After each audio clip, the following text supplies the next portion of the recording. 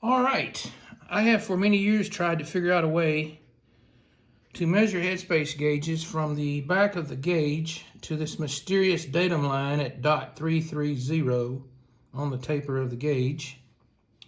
And the only thing I've come up with is a $30,000 piece of equipment, and that's not something I'm going to invest in. Initially, I thought maybe this Hornaday ammo comparator would work. It's got a .330 datum, and the only thing that will go in this hole is a .330 pin gauge. A .3305 will not enter. So you would think this would work, but it doesn't. Part of the problem is, besides this just not being accurate enough, there is a cone-shaped taper on the end of the gauge, which allows the gauge to sink in just a tad bit deeper than it should. All right, so I have long suspected that PT&G gauges are 1/1000 shorter than Forster's. So then I read something about this on the internet last week where somebody stated that PT&G cuts their gauges 1/1000 shorter. So what we can do with this tool is we can compare. So we're going to take this PT&G 1.4646 and we get it in there good, and then we're going to zero it out. You can see it's zero. And then we're going to take the 1.4646 Forster, and we're going to put it in here and get it all lined up, and it reads 1/1000 longer. All right, now we're going to go to the 1.4686 PT&G.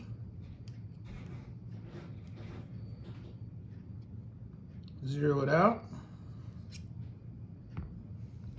Put in the 1.4686 Forster, and it reads 1/1000 longer.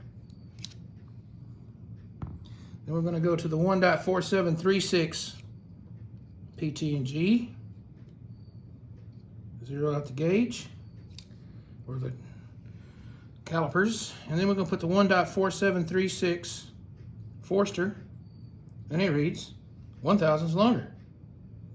Every one of these 11-piece PT&G set reads exactly 1/1000 larger for each gauge, as it should. The thing is, Forster gauges read 1/1000 larger than PT&G. So whose gauges is right? All right, let's zero out a piece of ammo. I find ammo to be very consistent. So the ammo is zeroed out. And let's see, let's go back to the 1.4646. Reads 1/1000 larger.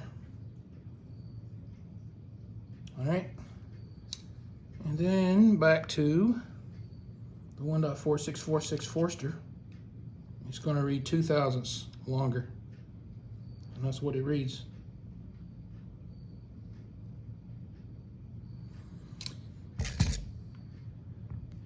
So, you really don't want to mix and match headspace gauges. So you got to decide which set of gauges are we going with. All right, so let me show you this. This is something I found on the internet. The 300 blackout had been previously sent back to PSA because it would not headspace with a Forster Go 1.0790. Now 1.0790 is a Go gauge for 300 blackout. They sent it back saying it was fine and that they used specific reamers and gauges that were 1/1000 shorter than Forster, and that it headspaced with their gauges. I think it's a crapshoot with anything you buy anymore.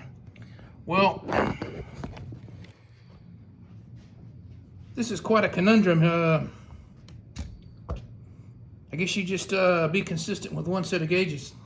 But these Forster gauges are definitely 1/1000 longer than the PT&G. Oh, the fun of gauging.